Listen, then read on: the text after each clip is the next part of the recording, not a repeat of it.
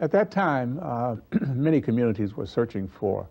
a particular personality to head up their Urban League affiliates.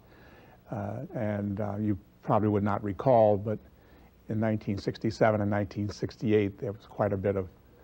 civil turmoil. And I remember that one of the staff members, Jacqueline Patterson, and William Watson, who worked at the Lincoln, attended a conference in New York City and knew that I had some Hoosier roots, having lived in Indianapolis, and interested me in coming to Fort Wayne at that time, because I guess you might say that I was militant enough to persuade or dissuade those people who were purportedly militants, and then I was intelligent enough to be able to communicate the issues to those people who could do something about those issues. So I was kind of an in-between person. It was some scary times, and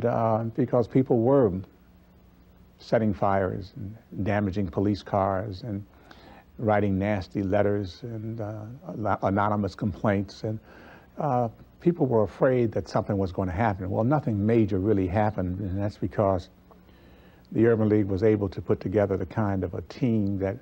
could meet with people and address their issues and let those people know what had to be done in order to make Fort Wayne a more livable city, not to coin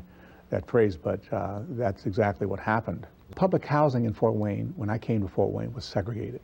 I'm talking about totally subsidized federal public housing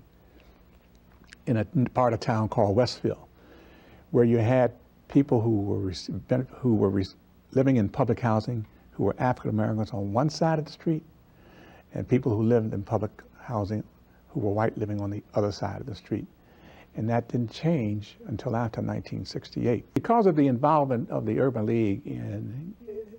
creating an atmosphere of open housing and equal employment opportunities, and our involvement in trying to achieve racial balance in the schools,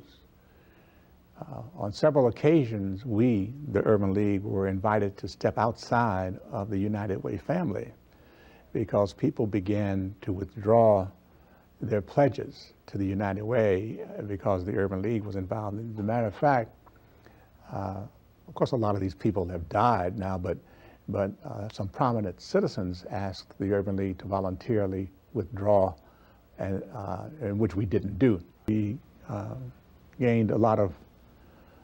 influence because we were involved in the boycott of the Fort Wayne community schools in order to get them desegregated, and it took a while. In fact, it took much too long and spent too many dollars,